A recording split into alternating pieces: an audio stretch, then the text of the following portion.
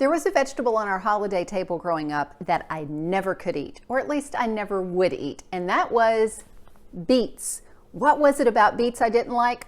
I'm not going to go into that, but I will share with you what I love about beets. Now, in this recipe or in this episode, I'm going to show you a recipe that I really love with beets, as well as all of the great nutrients of beets and the spices that go into this recipe.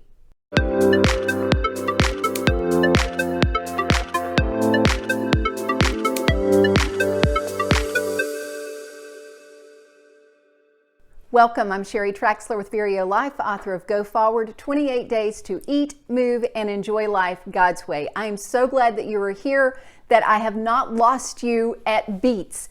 A friend of mine, when I was telling him about my Real Wellness podcast episodes that have all of the even more extensive nutrition information than I'll get into with the recipe with us today, was telling him about it and he was like, "You lost me at Beets." I was like, "No, this is really good, I promise." So I'm glad that you were still here, that you didn't go, "Oh, no, beets, next video."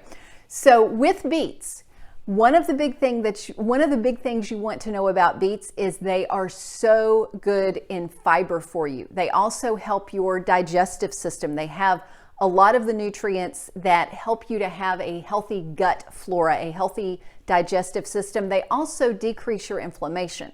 But before we jump into all of the beets, let's talk about the spices that go into this recipe. One of the spices you'll see is cinnamon. It's great for controlling appetite. It's great for decreasing bloating and gas. It's also great for the common cold.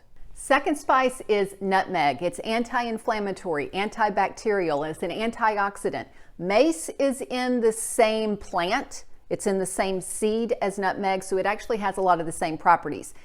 Their taste is a little bit different, but you can use either one in this recipe. Next up is ginger. Ginger is also antibacterial. Ginger helps with the common cold. Ginger helps with digestion. And if you're traveling over the holidays, ginger is also really good for motion sickness. Mint is also in this recipe, and mint is also great for digestion. It's antibacterial. It both calms the system as well as increases your alertness. And just like cinnamon, it decreases your appetite. So let's jump in to getting this recipe together. First up is prep the spices.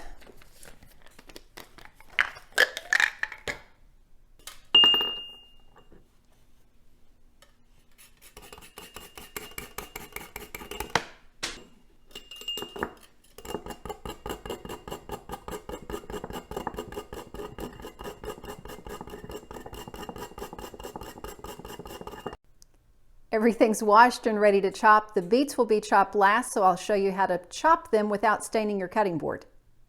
Chopping the last of the potatoes, you want to make sure that they are approximately the same size cut, very rough approximate. Next big ingredient is apples. The fiber in apples improves your gut health. Also, the pectin, which is a type of fiber in your apples, that helps to release toxins from your digestive system. There have been studies shown that apples, specifically Fuji apples, but I have a feeling it goes for other apples too, helps in your liver detoxification and helps to lower liver enzyme markers. Tart Granny Smith apples are next, again approximately the same size, and I've got my scrap bag up here to make things a whole lot easier. I learned that trick from a friend of mine who helped me to lead a women's renewal retreat, and she was a great cook, and she was like, "Do you ever do this?" I was like, "Oh my gosh, a scrap bag? That keeps me from having everything on the counter or some other place, so I just throw everything in the bag." Anyway, these are all about the same size as the potatoes, even though the apples are going to go in after the potatoes. The celery is rough chopped just like the apples. These scraps aren't going in the scrap bag. They are going in my next batch of bone broth.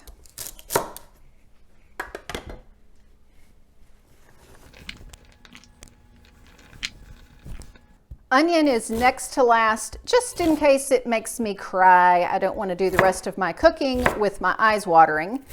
And I do cut them a little bit smaller than I do everything else, and then it just gets all mixed up in better and really flavors well. Another great thing about the beets is it is high in nitric oxide, which helps to lower blood pressure. And at the same time, it increases the blood flow to the prefrontal cortex of your brain, the thinking part of your brain, so you're actually feeling better and more alert and thinking better. I forgot the onion also goes into, the onion scraps also go into the bone broth. Beets, I put them on paper towels because as you can see, they can easily stain your cutting board, but with paper towel, it does fine. These I'll also cut about the same size as the sweet potatoes and the potatoes, just rough cut. And then we're going to get ready to start mixing all of this together.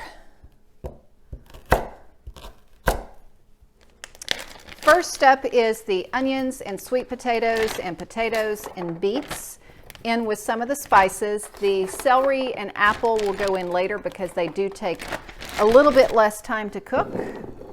Pouring some oil and spices into the bag, and then I'll just mash it all around and stick it in the oven.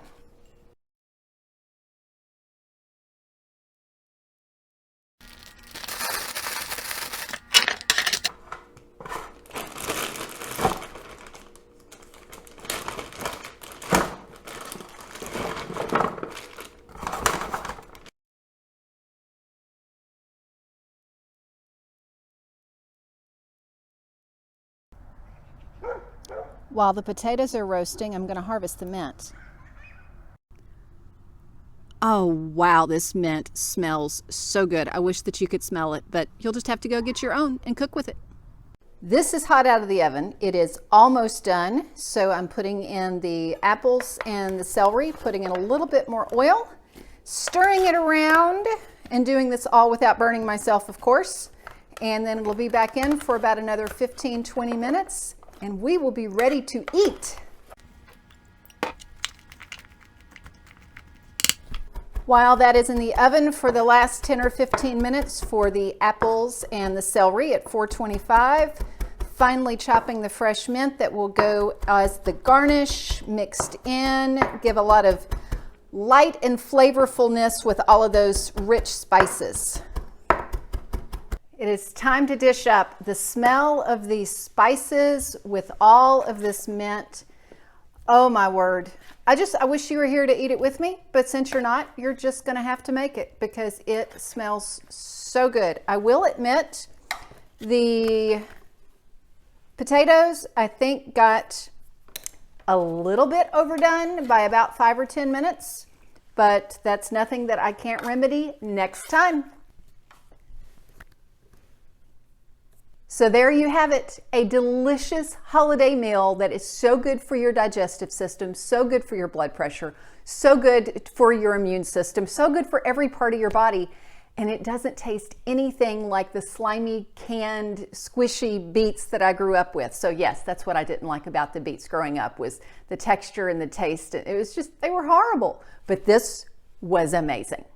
Thanks so much for being here and can't wait to see you next week. And if you've not checked out my Real Wellness podcast, check out the episodes that I have linked in the description because they go much more in depth in all of the ingredients as well as all of the benefits. Until next time, find your path and fulfill your potential.